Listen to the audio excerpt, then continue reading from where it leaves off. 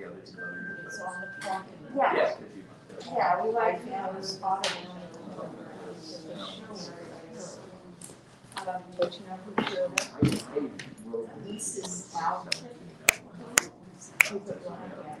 keep this up. Yes. Is this okay when we're?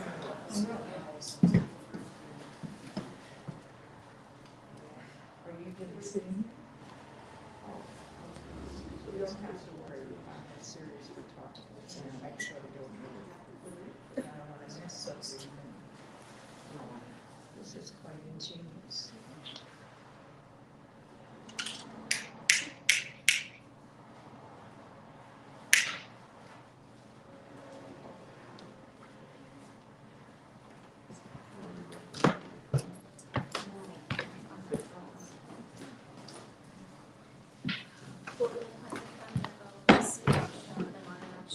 Because I saw that, I would like to see.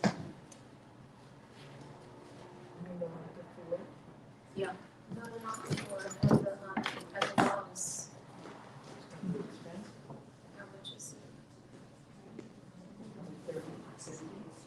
I think it's maybe 30 or something like that. It's on Gold Star, it's on Gold Star. Where's it running?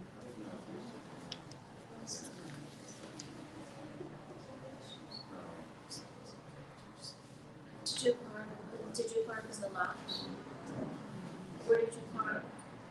Across the street, you didn't see me trying to get across, I was waiting like. No, but that's so dangerous. And they were going like. That is so dangerous, that's true, they drive like maniacs.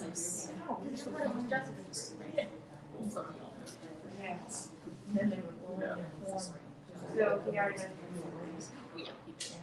The lighting is not. I know when I opened my door, I'm on this side of the street, when I opened my door, they were zooming by, I was really afraid, I mean, I made myself very flat next to the road.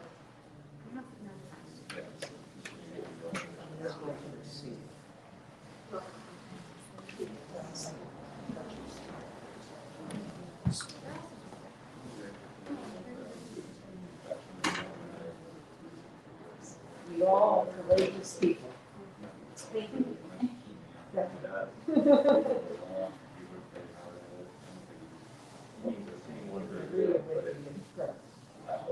Who would be impressed? Yeah.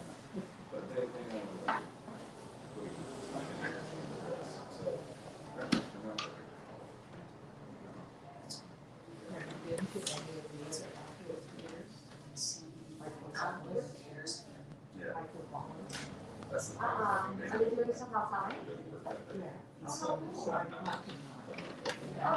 Same thing with the gap. And there's distancing. And the only thing is the crossing. And I got here late and it's behind the street.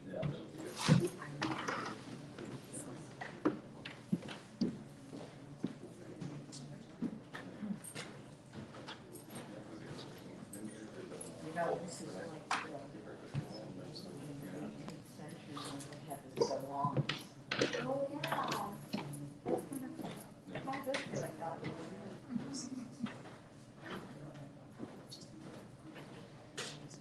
Just seems so strange the way they have it.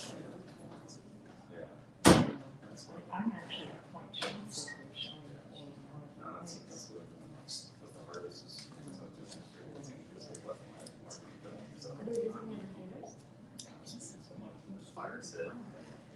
They're not just having a church festival. This is Garfield French, it says. Yeah. It's part of French. And there are several other shows. Thank God that they're doing French. Oh, look at this.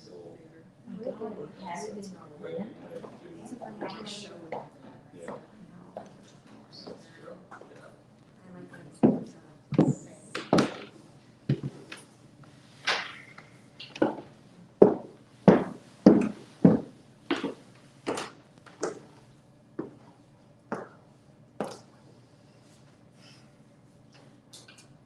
I am a woman, and a serious artist. And I want so to be judged. I am Maria Callas, and this is my story.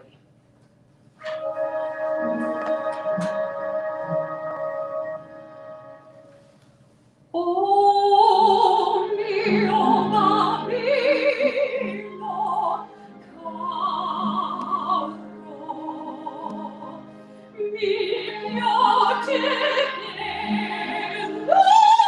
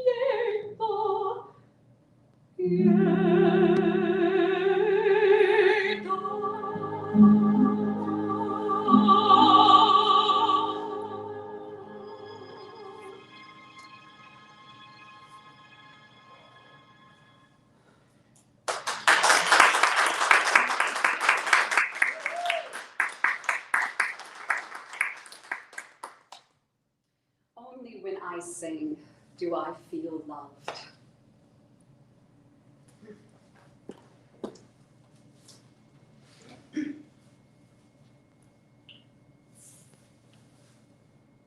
Is it true?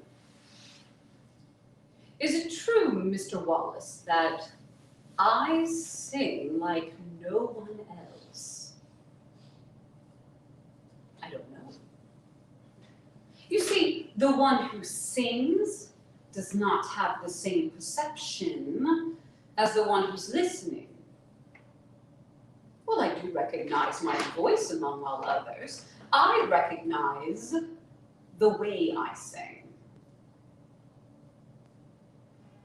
It's not even the way I sing.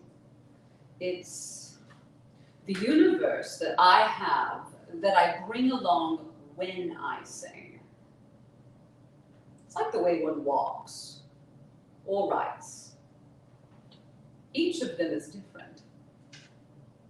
Every voice is unique, don't you think? And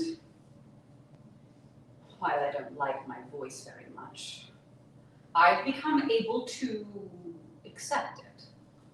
So I can be objective and detached from it and say, huh, that was really well sung.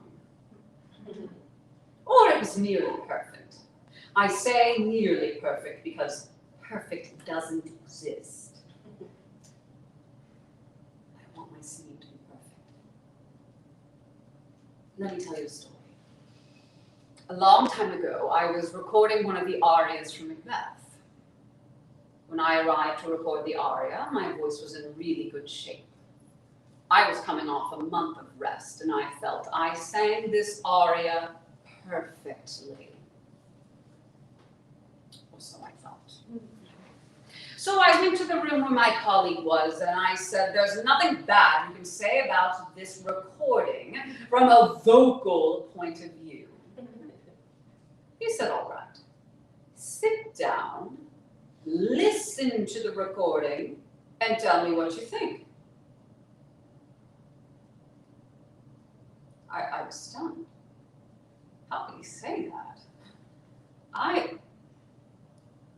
I was so sure that recording was perfect. So I listened to it. It was vocally perfect. But I had to do it all over again. I had forgotten the character's moods, her feelings, her perception. I had forgotten all of that and sang it technically and perfect aria. It was perfection, but it was not good, not right. The composer asks for particular colors, dark, even acid sometimes. It's all in the music. And even when it's not there, it's like when you read a letter. You have to read between the lines. Perfection isn't about reciting, it's about understanding the thousands of colors that make an interpretation out of music sheet. Mr. Wallace, it's not only singing, it's interpreting. It's interpreting, commanding. You must find the symbiosis between the acting and the singing. I looked up to great tragedy and to performed Sophocles or Euripides plays, because it's not that easy, you know, to make speech and singing become one. It's a lot harder. You must have a voice, but you also need to declaim, to tell a story.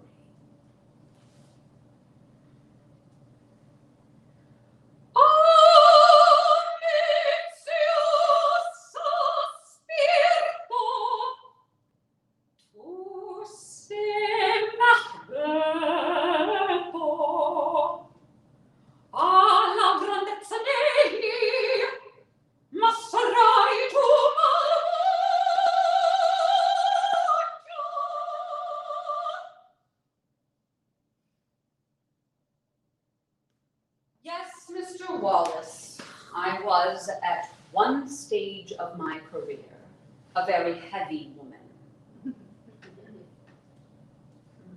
Instead of playing the leading heroine, I played roles like nuns, nurses, or maids. I just had it. I was bored with the situation. I was uncomfortable. Would you like to know what made me decide to lose the weight? I was doing Medea then, and I remember my instinct, which is normally good. My instinct was saying that the face is too fat, and I can't stand it because I needed the chin for expression in very harsh phrases, or cruel phrases, or tense phrases. And I felt, as a woman of the theater, which I was and am, that I needed the necklines and the chin lines to be very thin and pronounced. I lost 60 pounds in a year. That's when I began to see myself as a believable leading lady, a prima donna. Now, Mr. Wallace, you've probably heard many translations for prima donna, which are probably all wrong. If I may ask you a question, what do you think prima donna means?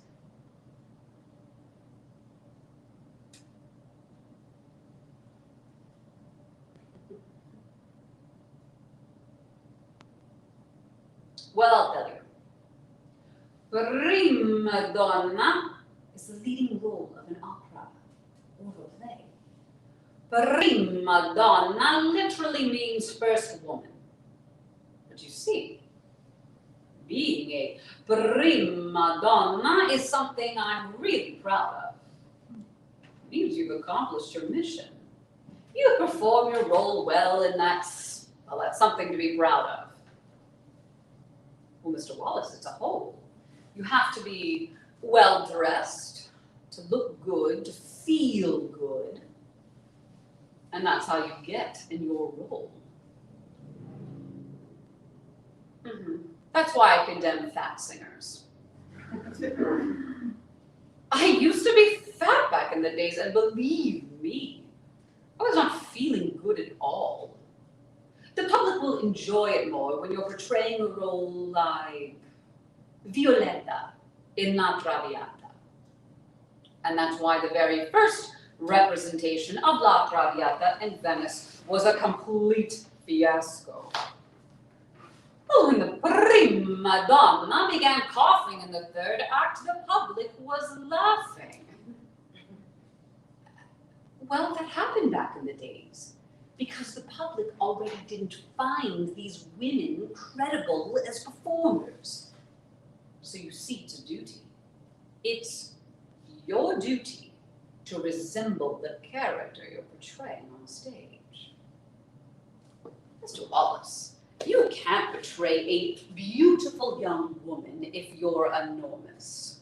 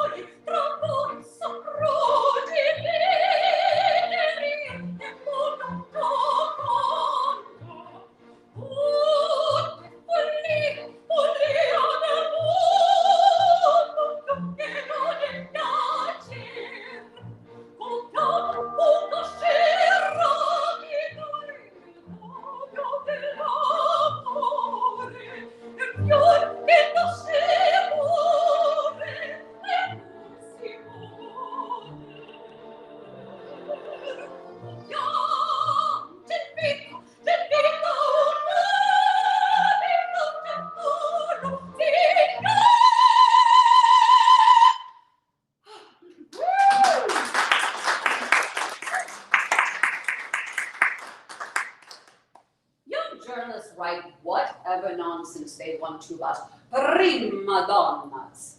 But what they need to know is this. Prima donnas have been through a lot of sacrifices and a lot of hard work. And not in luxury either, but in tiny dark rooms studying music sheets for hours, trying to understand what the composer wanted, what to do with the notes, the voice, the lessons, the classes. Believe me, it's a lot of hard work. And that's why I'm very, very proud to be a prima donna. And I'm very demanding with myself and with others, and I believe whomever works with me has to give the best of themselves. Oh, and don't talk to me about rules, dear. Wherever I stay, I make the goddamn rules. Of course, people always point me out for being loud and capricious. But I'll tell you, I have colleagues who are much more capricious than I am, much more. And I'm not capricious, really. I just demand and require things for a performance, never for myself. I could put on pretty costumes, go right on stage, make a triumph and leave, but I always yell to obtain for more rehearsals, to get better staging. I fight for the beauty of the production. I fight to get it as close to perfection as possible.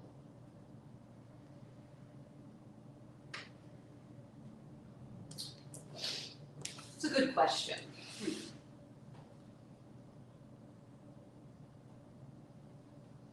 I think the essence of an artist is to never fool the public. What do I mean by that?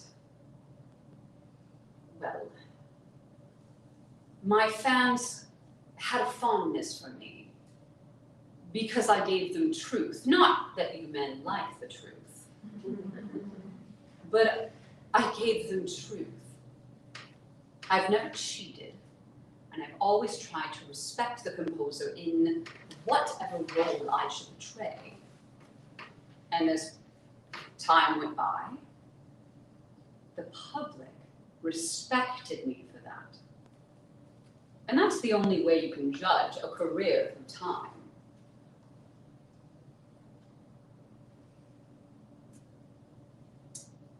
Yes, either people love me too much, or they really hate me. It's kind of a compliment. But I would have preferred to go on stage relaxed and ready to do my job instead of feeling all of this breathtaking pressure around me.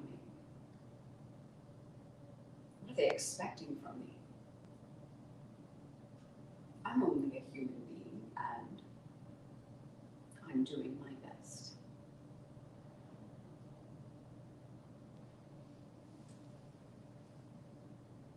Yes, my mother did put a lot of pressure on me, but what I would love to talk about is my favorite composer, Rossini. I loved the way he created the coloratura line, as I was saying. The coloratura line became the character. Mr. Wallace, I'm speaking. As I was saying, the coloratura became the character line and the soul of all of Rossini's characters. And Mr. Wallace, I am here to talk about my singing and my art.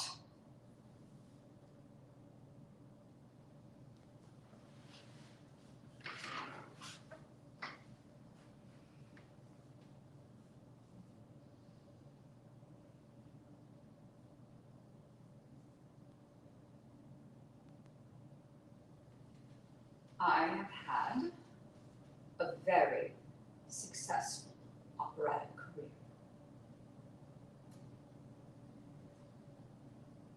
But my personal life has not been so successful, no.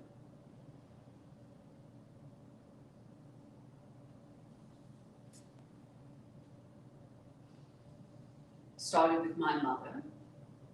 I was born on December 2nd, 1923, but my mother, she claims I was born on December 4th.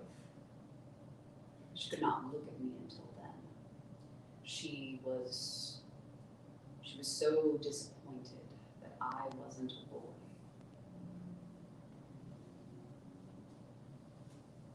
She continued not to pay attention to me for the majority of my early childhood. My sister, blonde-haired, thin, beautiful, well, she was the only daughter of the family. There was no use for me. I was this chubby, awkward child. Then my mother discovered I could sing.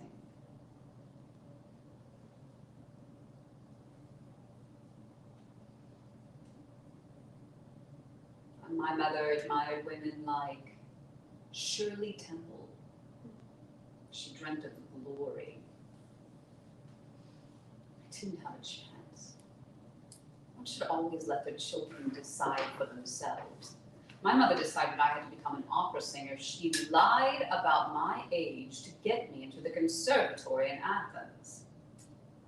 I was only 13.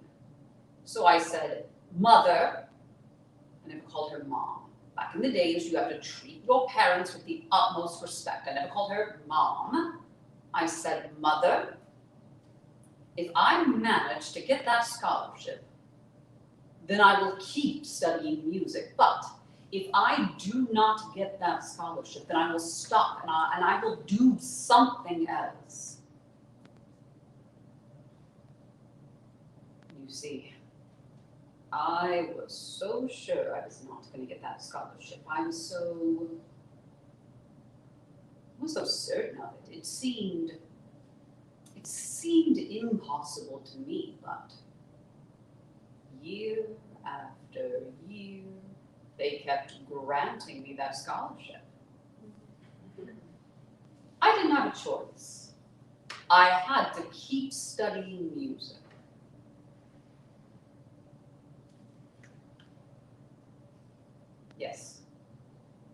Yes, well, my family was very poor. So to make some extra money, I would sing in many different venues around town. My first performance was for a rich Greek captain having this lavish dinner party for his guests on his yacht. I serenaded the captain's guests with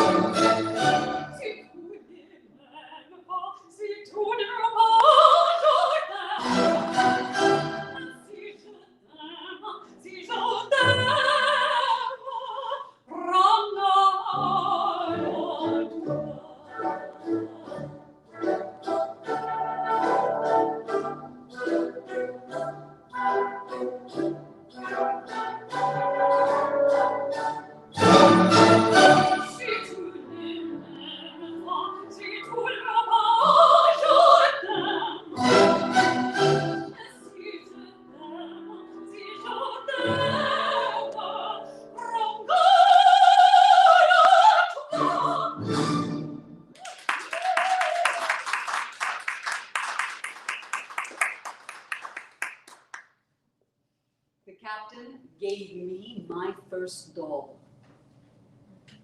I was never allowed to play with frivolous things like dolls. I was only allowed to read, play the piano, and sing. I was always too mature for my age and not very happy. I wish I could go back to those days. I would laugh and enjoy other girls. What a fool I was. But I was a bold little girl. See, I grew up in Greece during the 1940s with the German occupation. The German soldiers issued this quiet ordinance for the streets. So, naturally, I moved all of my singing rehearsals to my balcony, so the whole neighborhood could hear.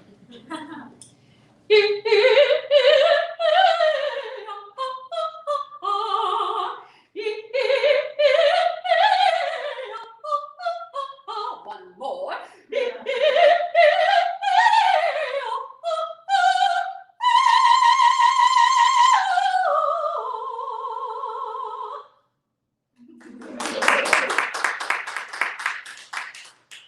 I was able to gain food, protection, and friendship through this action.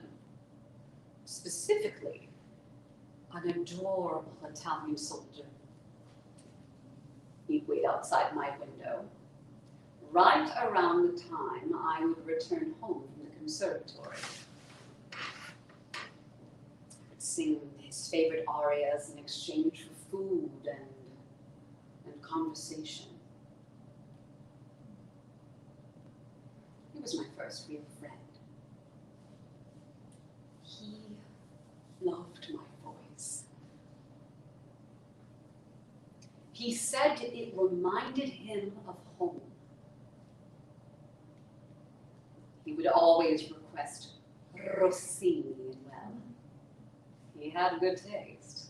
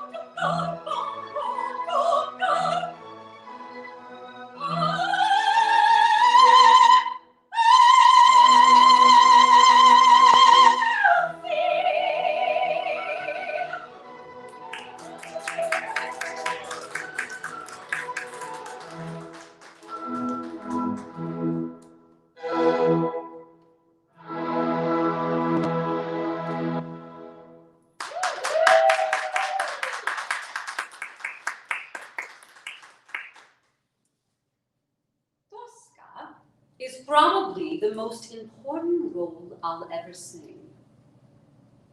Tosca was my first professional role, but I first sang Tosca to save my life. My mother, my sister, and I agreed to protect wronged British soldiers for our family friend. We hid them in our canary room and were rather successful. After 6 weeks, our friends came to get them. However, Italian soldiers the next day came pounding on the door, claiming they heard noise coming from our house. They searched the house looking for the men or evidence proving the men were there.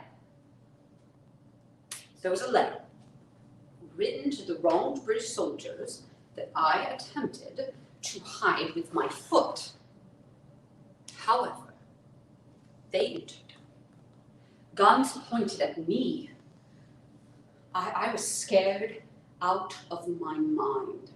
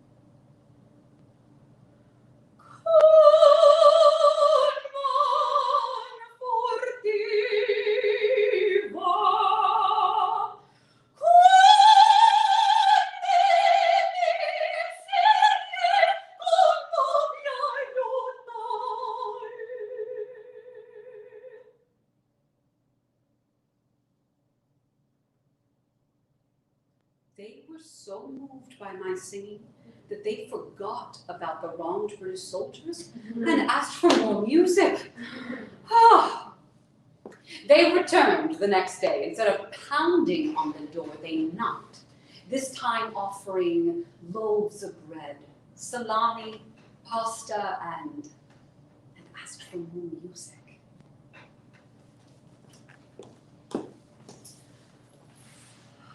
Yes, Mr. Wallace, I was married. I'm going to need something a little stronger than this to talk about that. All right. My husband, Giovanni Battista Menendini, an Italian entrepreneur, he became infatuated with my operatic interpretations when I was singing in Italy. He wanted so that I become La Divina, and he was taking things out on other people, and well, he was nothing special. Well, no, Mr. Wallace, listen. I said this in an interview once. I said, to sing is an expression of your being, a being which is becoming. That was Battista. As for me, well, I became a bit too famous for my own good. That's Battista. He was so focused on me becoming La Divina, he finally got his wish.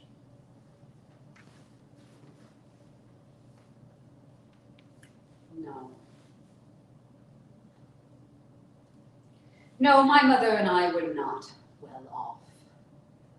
And I felt this person really loved me.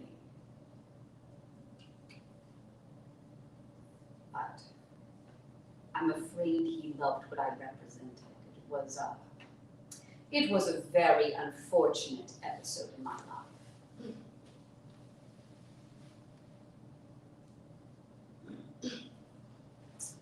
Aristotle Onassis.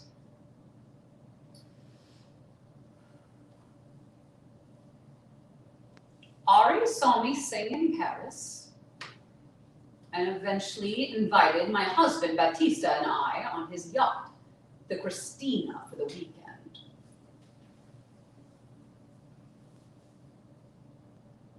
We instantly fell in love. After the weekend, I ended my marriage, my 10-year marriage to Battista.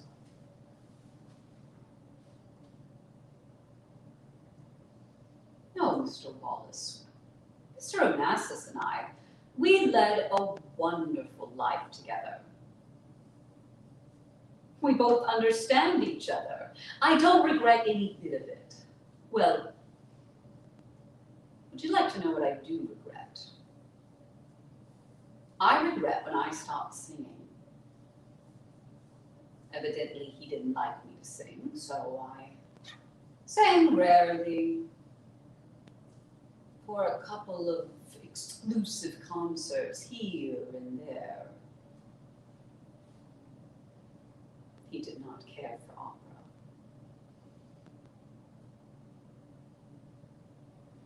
Well, when a person is in love, as he was with me, he doesn't want to see you on the stage for all the world to see. Well, that is comprehensible.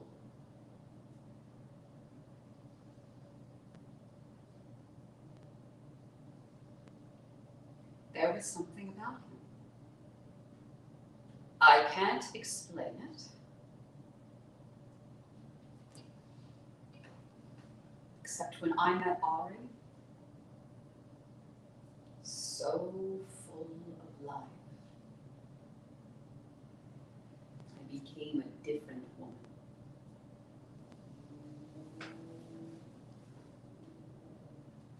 He actually loved me for me.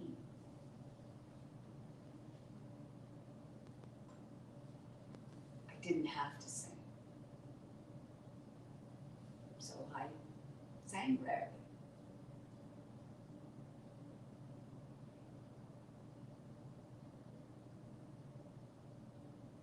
But how could I not sing?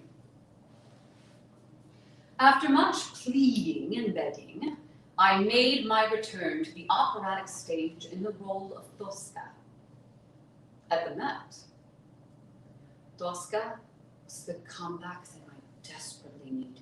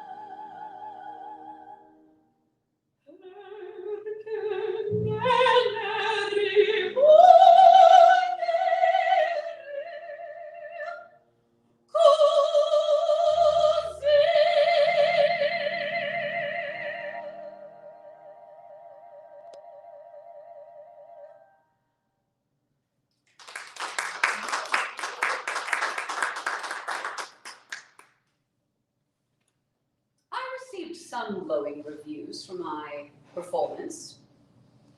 Unfortunately, they were overshadowed by the paparazzi discussing my personal life. Discussion of my love affair with Aristotle Onassis, the business tycoon. The two Greeks read the headlines. People didn't seem to care about me as an artist, but for whom I was sleeping with. I realized I became exactly what Ari wanted. A trophy. And I didn't care. I became a different woman.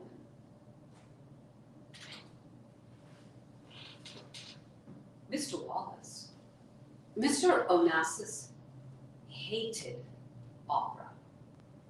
No.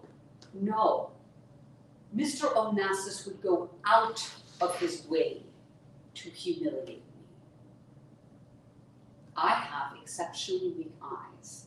I need reading glasses to read scores, but Ari didn't like me in glasses. He would ridicule me for wearing them. I gave up playing the piano to cultivate my nails. I got dozens and dozens of black dresses because evidently Ari only liked me in black. And when we would go out in public, Ari had me stand behind him and his children who hated me.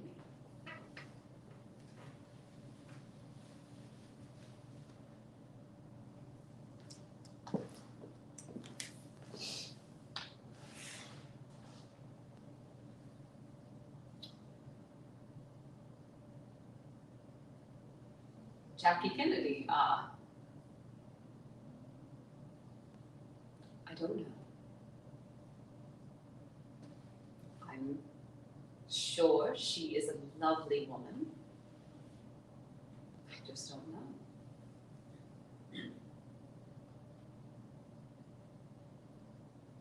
Mr. Wallace, I found out Ari was marrying the American First Lady, Jackie Kennedy, by reading a press release the day before the wedding.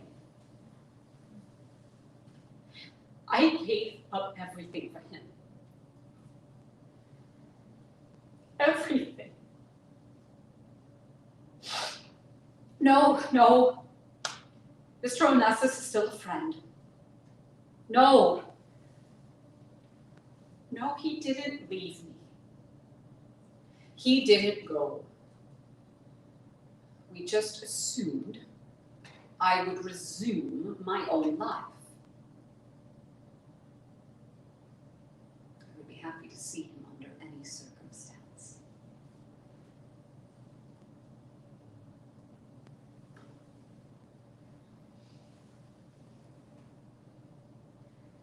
You think I'm still in love with Mr. Onassis?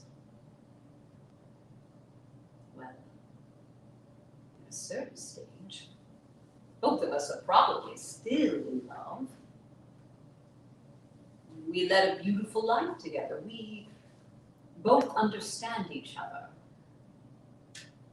But In a certain sense, love becomes different. And you see, if I was brought to that state where I left him that deep core, you would discover I didn't really love him.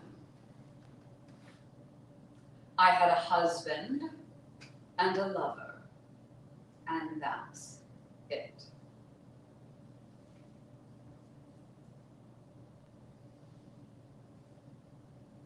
Of course, people can't help but compare my life to the ones of ancient Greeks.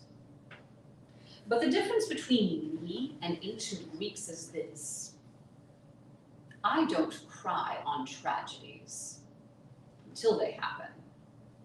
And if they do happen, I don't cry. I cope. So, let's hope for the best.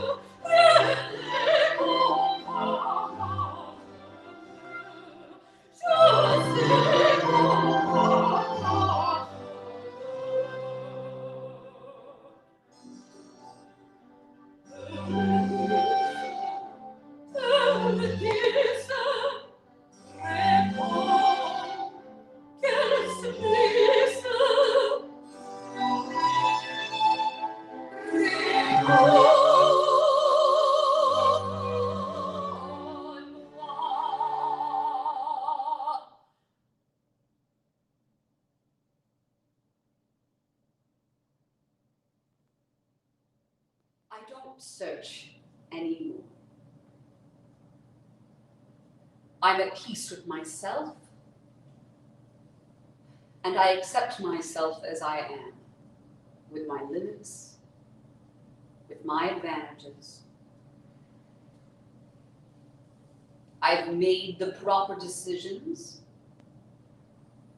I've made mistakes. I've held a poker face when things have gone sour, which is something everyone should do. I've held a poker face many times. I consider myself a very lucky person.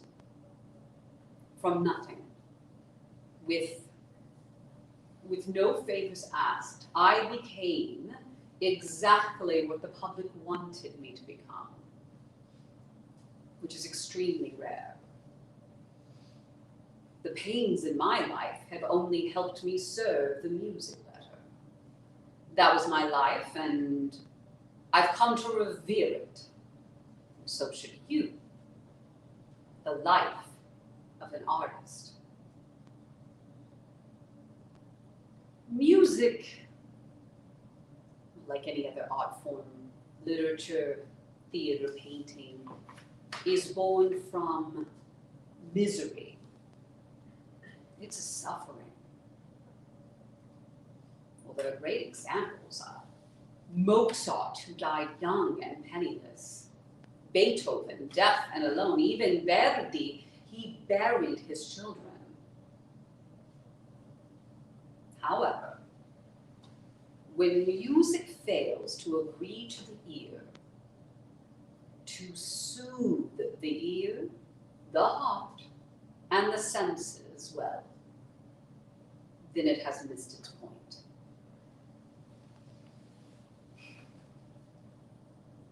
Good night, and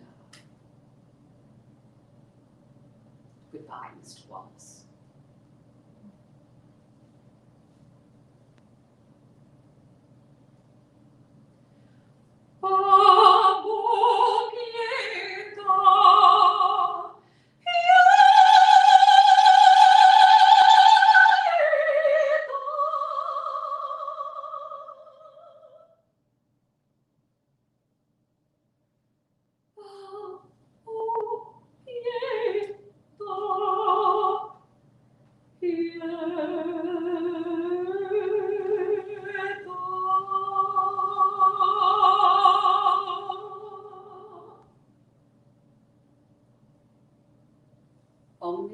sing, do I feel loved?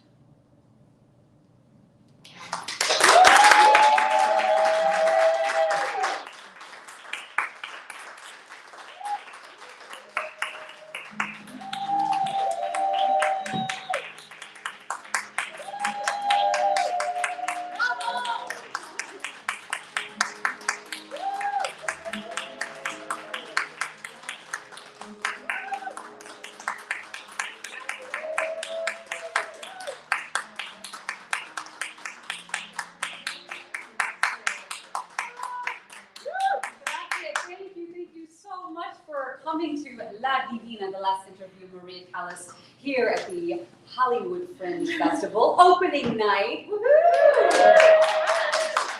Thank you so much for deciding to make this a part of your Hollywood Fringe experience.